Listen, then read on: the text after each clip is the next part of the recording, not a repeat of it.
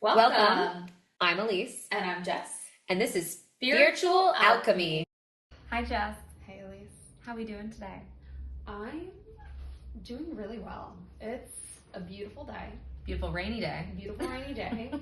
Started my day off with like a nice hike. Got to be immersed in nature.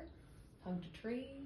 Got some rain on me. It was great. It was fantastic. It was beautiful. I just did my morning routine, meditated, wrote, sat on my porch, and now we're here. And here we are. And, well, let's get into why we're here today and what we're doing. I think that it's important to think about reasons, right? Like our purpose for everything that we do. So, a lot of people in the world right now are starting to explore beyond themselves, beyond everything that they've known, starting to open their minds. Like we've got this kind of like collective awareness happening. Everybody's like using terms like woke or waking up or like... Yeah, I feel like you're living under a rock if you haven't heard this idea of collective awakening. And why wouldn't we? We live in the year of our Lord 2025. We have technology at our fingertips. We have computers at our fingertips. We can find out literally anything with a click of a button. Yeah, we're so much more connected to the world around us through technology, but also you're open to so many more ideas and so many different ways of life, ways of thinking, and it's important to not limit yourself by looking at those ways of thinking and thinking to yourself, well, what I know is what I know, so it must be right. And how do we sift through that? How do we sift to through find how's the right way to say this? Where you land is what is aligned with you. Yeah. There's very much a sense when people start, I say it's like the quest of your soul or like the spiritual quest, or just getting into a space of maybe your entire reality starts to shatter. The world as you know it becomes a stranger. You're walking around in this space and suddenly everything that you believed to be true up until this point now has a huge question mark over it. So I think people start spiritual journeys for many reasons. Looking for something beyond themselves, something greater, a purpose in life, something bigger than themselves to connect to. A lot of people seek community through a spiritual community. And the big questions: why are we here? What is the point of life? Super meta. Super meta, like existential dread, right? Like there's a moment I think there's supposed to be a moment in our lives when we come to this, what does it all mean? Why am I doing this? Why are there good things happening? Why are there bad things happening? Why do bad things happen to good people? That's a big one that people ask. And why do good things happen to bad people? And also having the tools to allow yourself to ebb and flow. That's my favorite term that one of my best friends and I always say. We're like, we kept saying balance for so many years. And I was like, I'm sick of the word balance. Because what does that even mean? If the scales are always tipping, if the metrics are always changing, there is no such thing as balance. There is only ebb and flow. Yeah. I love the analogy of the wheel of fortune, that the wheel is always constantly turning, because we have to take a little bit of the good with a little bit of the bad, because without the bad, we would not be able to appreciate the good. And without the good, bad moments wouldn't put us into moments of radical change. Right. And for people listening, it takes a long time to get there. It takes a lot of trial and error and years of triumph and then years of drastic mistakes to then finally maybe get to this point where you're like, I think there is, the math is mathing, right? That equation makes sense. The good with the bad with the good. Yeah.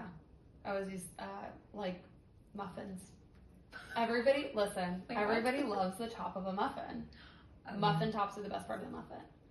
But you can't just eat the muffin top, then you'd waste the whole bottom. And can you just bake a muffin top without the bottom? Apparently you can. Oh. I don't really know. But you can't have one without the other. You kind of have to have a little bit of both. Magic. And then that's life.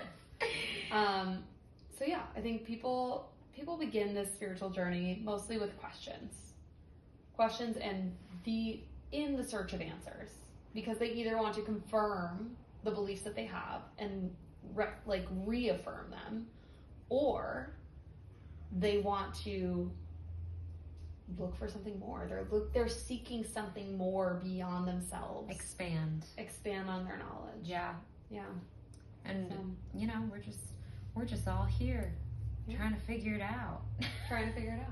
And there's a lot of reasons, or I would say there's a lot of benefits to a spiritual journey, a spiritual awakening, because you've got enhanced personal growth. You have self-discovery, finding meaning and purpose, giving yourself direction, a little bit more of like a connection to your existence. Yourself. Yeah, and I will say from a personal experience, I had two very drastic ways that I would approach conflict or issues in my life. I would either completely shut down and shove it down, or it would feel so overwhelming, or it would be explosive in nature. And by understanding this balance, which spirituality has given me, it has kind of allowed me to, I feel like I can better handle situations where I call it the zoom out, zoom in approach, where I can zoom out and look at something on a mega scale, but then still be able to tap back in. And kind of what we were talking about this morning, that like you still have to be true to your emotions and what you're feeling in the moment, but there is a beautiful balance. Dare I say that word? Dare you say? I would also like join that and echo it, but also say that spirituality gives you tools to analyze situations, and instead of looking at like when bad things happen, instead of sitting with that bad thing and saying this is so terrible and like let it drag you down, let it help you like keep you down and keep you spiraling, instead you can take a step back and say, what is this teaching me? Because one of the main understandings and the main baselines of at least a spiritual journey, in the sense of what we're talking about, which is not religiously based, but more connecting to the world around you, more connecting to nature, connecting to the universe. Your understanding is that everything that happens to you happens for you. Everything's happening for your betterment, and your soul is here to learn and grow. And having that self-awareness really helps with that big picture thinking. It helps you as an individual, and then if we all got on board with this thinking, it would help all of us as a whole. Because there would be a mutual respect and understanding, like, hey, not everyone is going to be at my level all the time. That's not what it's supposed to be. And that's my dream, for everyone to just love each other wholly for who they are, without judgment upon someone else or on yourself. So there's a book that I highly recommend. This is perfect segue. There's a book I highly recommend to everybody who starts a spiritual journey. And I always say, like, the first thing you should do is read The Four Agreements by Don Miguel Ruiz. It is like, it just breaks down the human experience to like its fun and like your soul's journey and what your soul is doing here to like a very fundamental like understanding of just like, here's the foundation and here's how we break out of that. And if you're starting to like expand yourself a little bit, spiritual readings, doing things like research, but also, asking questions, opening your mind a little bit, that's meditation, journaling, those are all really good practices to have. And what the Four Agreements starts out by saying is that humans are born and then we are domesticated. So there's this domestication of humans. Did you read Four Agreements? I feel like I've read excerpts from it years ago.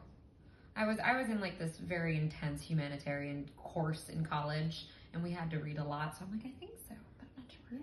But yeah, it's definitely something that I should read, it sounds like. It's interesting. It's fascinating, and it makes a lot of sense because he talks about the domestication of humans. So when you're born, you are born and then there's adults around you.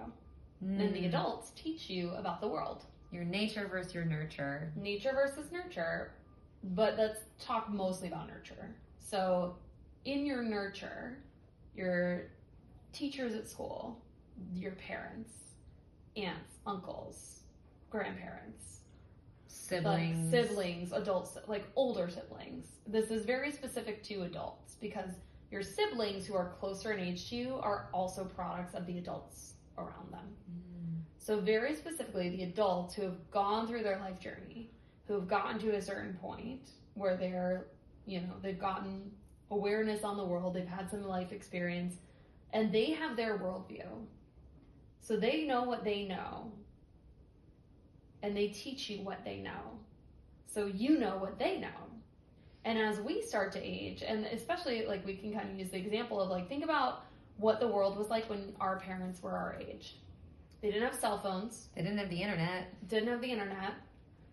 Like letters were a thing, like communication, and like, they had to go to a library, look up things in an atlas, look up things in a encyclopedia. Mm-hmm. It's more they had to like really do the work to get the knowledge. Versus us, we have everything at our fingertips. So we have more access to knowledge. Also, we had more access to knowledge when we were younger. Right. Before they did.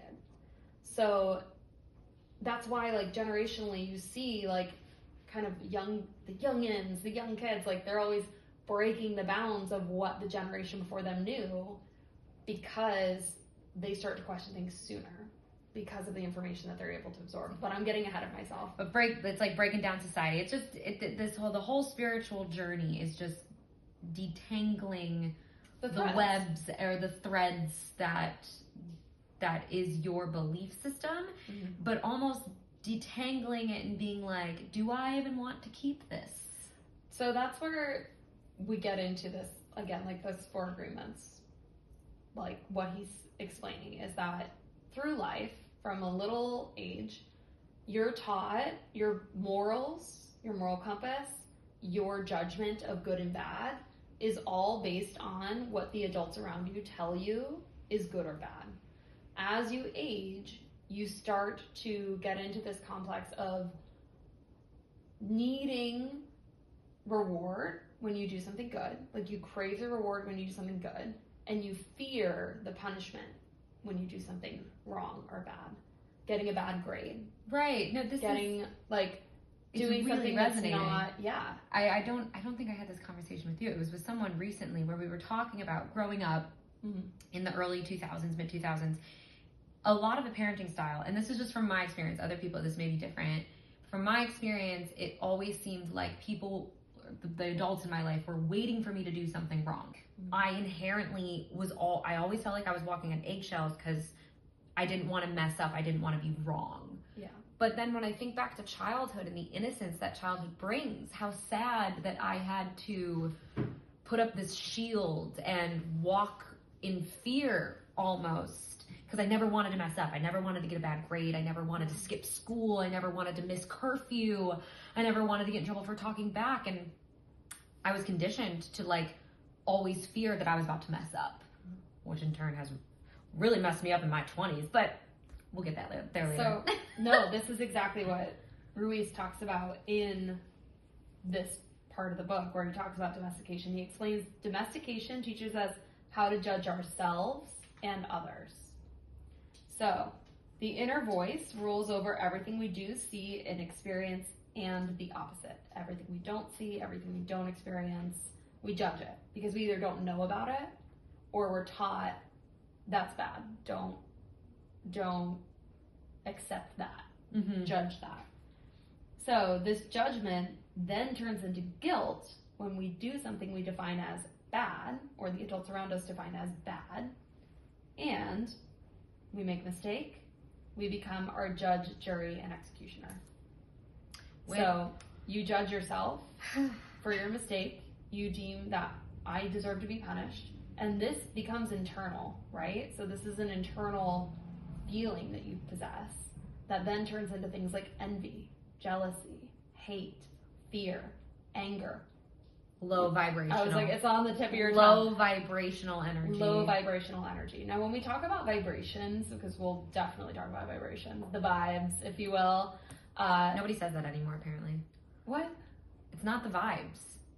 It's something else now. Oh. It's the... We'll have to get hip with the kids. I'll call my sister. I don't know. Yeah, I don't know. It's not what Gen Z says. I know that. Yeah, we'll have to TBD check on Gen Z and just say, Gen Z, are you okay? are you okay? Because we're not. But yes, so vibrational energy, everything like all energy vibrates at a frequency. Mm-hmm. So low vibrations, Everything like, you just mentioned. everything I just mentioned. High vibrational energy would be like Love, joy, peace, gratitude, harmony. Yeah. Yeah. This is like also where the spiritual journey comes into place, is that we need to break away from these low vibrational judgments of ourselves to embody, and I'm going to say it like just very generically, think of the best possible version of yourself that you could be if you were not afraid to speak in front of a crowd, if you were not afraid to start that business, if you didn't judge yourself and say, I'm not, you know what, I could never do that. I could never be the CEO. If you keep judging yourself, Right. you're limiting yourself in everything that you could possibly be in this life. And I feel like a lot of like holistic healers, spiritual leaders, everybody's talking about this at nauseum. You're your own worst critic. Get out of your own way. Mm-hmm. Move without fear. But I think what we're trying to do here is really, really break down how to do that, because everybody's preaching about limiting beliefs, but I feel like nobody really wants to talk about the shit of what it means to go through all of that to get to the point where I am living without fear. I am living without feeling held back from myself, because it is not pretty. No, it's terrifying. It's very terrifying. It's scary to have to face the darkest parts of yourself. It's scary. And again, we go back to the adults of our world when we're children, how they shape our lives. Going back to the moments where we decided this was what I believe. Right. An adult in my life told me this, so I believe this. This is all I've known. I always think of this as like probably the best analogy that we can think of. Like, think of like the Truman Show. Okay. He lives in like a bubble dome. All he knows is what everybody around him is, the role they're playing in his life. Okay. And then he's like, wait a minute. This something's not right. Something's not adding up. And he starts to break away from everything that he's taught. He can't leave town because, the road's blocked. He can't, I forget what other things he does. Like, he starts to rebel against the confines of what he's always known, the structure that he's always known. Just as we do as teenagers, rebellious teens, we start to say, hey, I don't know that I believe that. You told me that when I was little, but I don't know that I believe that. And Right. then we break away. We skip school. We get a bad grade on a test that we don't study for. We, And then we feel guilty or we feel shame, and then this whole kind of loop cycle starts. And unless you stop and say, hey, I would like to get off the hamster wheel, or I'd like to get off the Ferris wheel now. And they think that's a hard thing, because listen, sometimes Ferris wheels can be fun. They're big, they go round, you go up high, you go down low. Yeah. But at the end of the day, we are nothing but a series of patterns. And sometimes you have to get off that Ferris wheel and maybe go on another ride. Yeah. But you have to know that you're on the Ferris wheel to begin with. Awareness is the first step. Self-awareness is the first step. And if you're listening to this, you're probably at that point. Hopefully, you're at that point. If you're here with us, you're curious. Or you just think we're like really pretty, Which we are. You're not wrong. or funny. Or Maybe not. maybe not. But it's okay. We're here to guide. we're here to provide information to help with the steps of the journey because we've been there. We have lived some life. Mm-hmm. And we're here to get this message out and see if anybody resonates with it. I always say that I've lived like 1,000 lives already in this one lifetime. Like I've been so many different versions of myself because I keep going back to this. I keep going back to my journey and like shedding the layer, shedding what I thought I knew, what I thought I wanted, what I thought I wanted life to be, and starting over. A bitch is tired. Oh, I'm exhausted. But it's like the thing where it's like, it just has to be done. It has to. Well, because at the end, as tired as you feel, there is much reward at the end of the rainbow. Let's call it. There's so much, it makes it so much more worth it at the end. So the reason we chose the name Spiritual Alchemy is that there's many different ways to begin a spiritual journey. A lot of places to start are doing your readings, doing your research, starting to ask questions, and also looking at what you believe. So looking at your belief system and starting to see what aligns and what doesn't. Go through all the things that you have decided are to be true and ask yourself, do I truly still feel that this is my truth, that this aligns with me and what I believe and how I want to show up in the world? So spiritual alchemy is a practice. It's something that the spiritual community uses to kind of blueprint the journey. Right. So it uses archetypes. It uses kind of like a map of what to do, and it goes into a lot into like journaling, meditation, which great, wonderful things to do. Goes into shadow work. Alchemy itself is the process, like traditional alchemy is the process of turning base metals into gold, so like lead into gold. And I know that you know some fun facts about gold. Yeah, so for anybody listening, I've got a bunch of random fun facts in my brain. That's just how it works. So my fun fact about gold is there is as much gold on Earth right now as there was in the beginning and as ever will be. It truly can't, quote unquote, nothing can be turned into gold. They've tried. They can make fake gold, fool's gold. And I just love that idea that when our universe began, it was like, here's all the gold, and people went crazy for it. It became a wealth status. It became a point of currency. I mean, gold helped build this country where you and I are sitting today in California. Like, without gold in this world, us little humans, I don't know, we'd be using dirt as currency. I think we would have found something else. Like, I don't think that gold is like the end all be all. But it is very interesting that like there is only so much, but I would say that is not the same to be true about spirituality. No. And abundance of, like, there is an abundance of like energy and just leveling up. So I will say, while there's a finite amount of gold and there may not be a space to make more, there's always space to better yourself. There's always space to level up. So there actually is a way to make gold, but it involves nuclear fission. Oh, okay. Which, without getting too science for people, that is like the most complex. Everyone knows like bombs and nuclear plants. That's what you would need to make gold. Yeah, I watched Oppenheimer. So you could do it, but it's going to take a lot of compounded pressure and schematics to get it done. And you could almost say, to level up or alchemize yourself, it's going to take a lot of pressure and schematics to do that. You know, it's really funny. So in my day job, I teach fitness. And there's certain positions where I'll be teaching, I'll say like, okay, so you kind of need opposition in your body. You need to create pressure in your body because your body is like a diamond and it needs to form under pressure. Much like your inner soul, your inner world. All this work, all of this journey, it's not easy.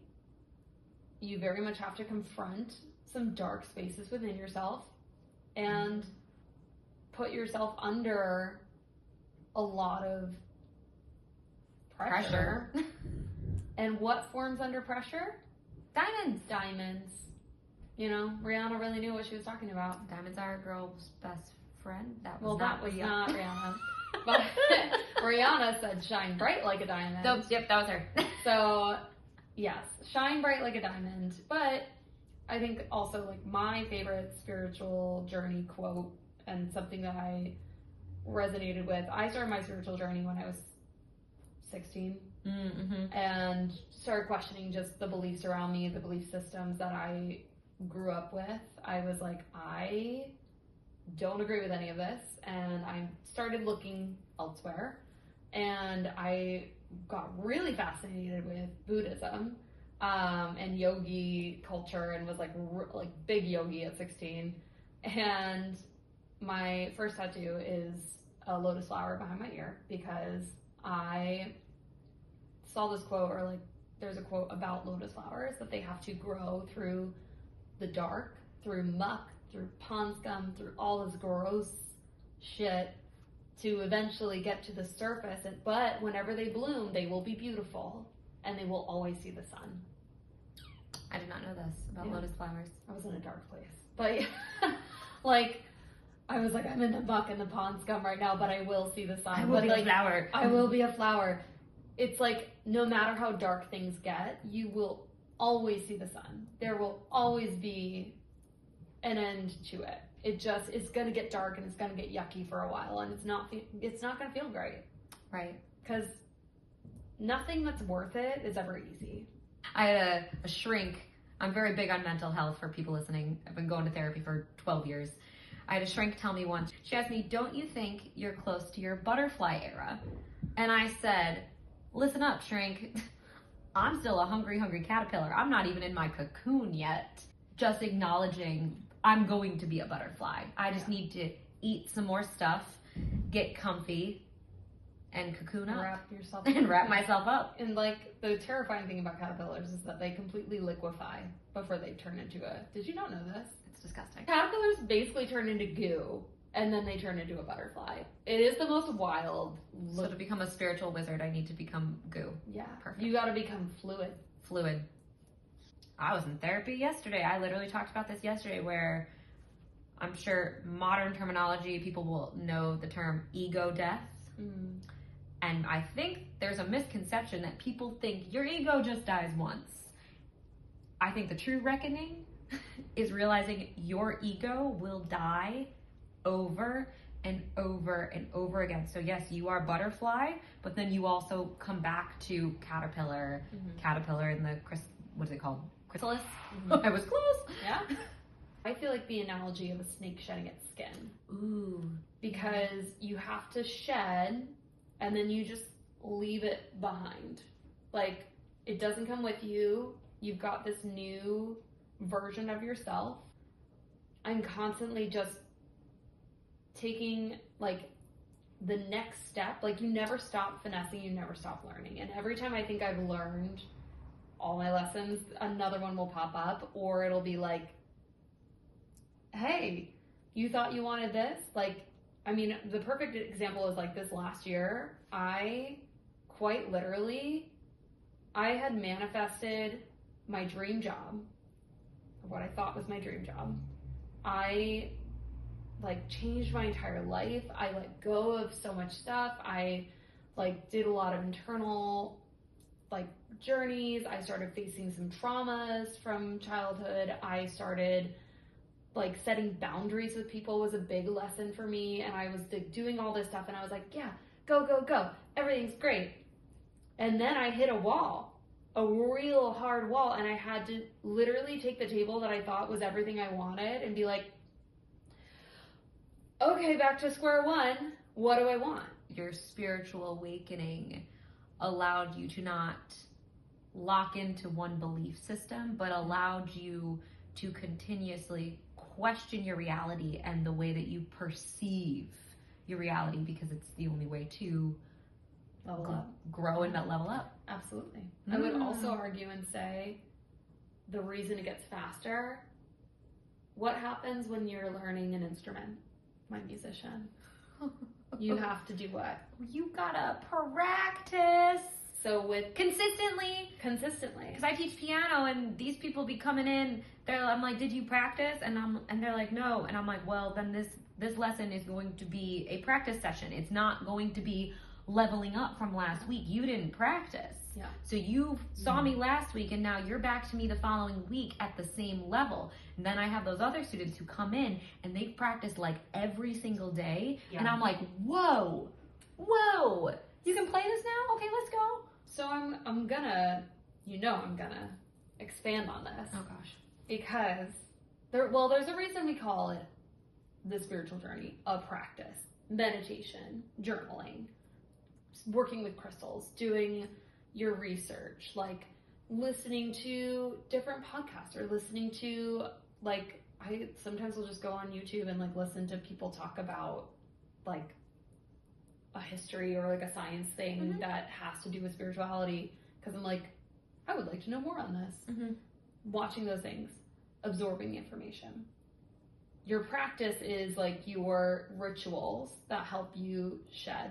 So I'm like, let's say somebody wants to leave this is like the easiest example, because we've all been in bad jobs that we've wanted to leave, right? Or like something we want to change, or maybe a relationship we wanted to walk away from.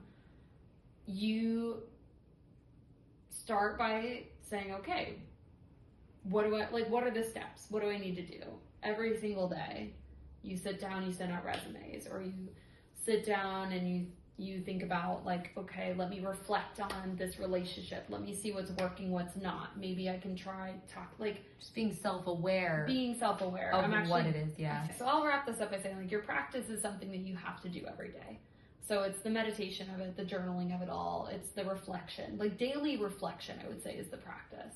How are you reflecting on what you've discovered about yourself and your beliefs from the previous day, and how are you applying that in your daily life? Right. Because you can practice, like I used to say, like there's people who like would come in. I played instruments when I was younger, and I remember very distinctly there was a day that like we got into rehearsal and this one person was like the teacher was like, did everybody practice? And the one person was like, well, I practiced in my head. And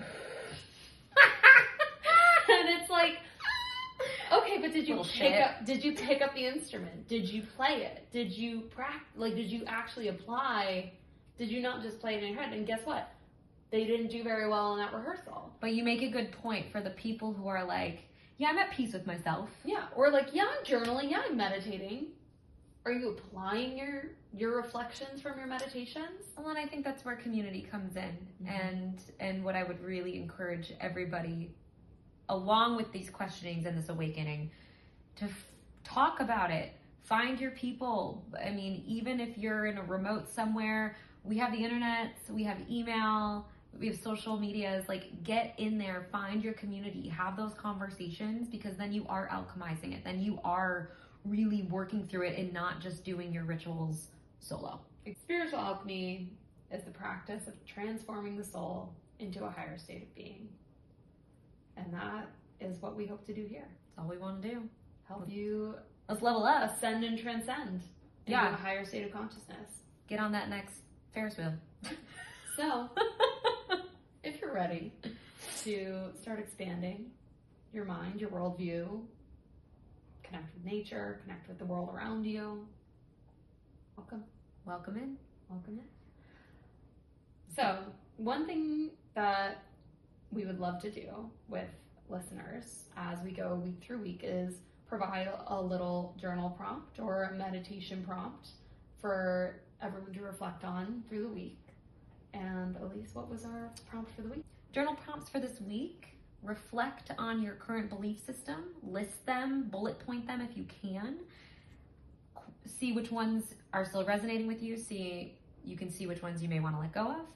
Set intentions with your journey. No idea is too big, no idea is too small. If your intention is, I just want to journal once a week, great. If you want to journal and meditate every single day, write it down. You never know what can happen. Really would encourage people to meditate, walk, commune with nature, and keep coming back. We got more for you. Thanks for joining us today. Follow us at Spiritual Alchemy Podcast on Instagram, TikTok, and Facebook for more information on episodes. Stay golden!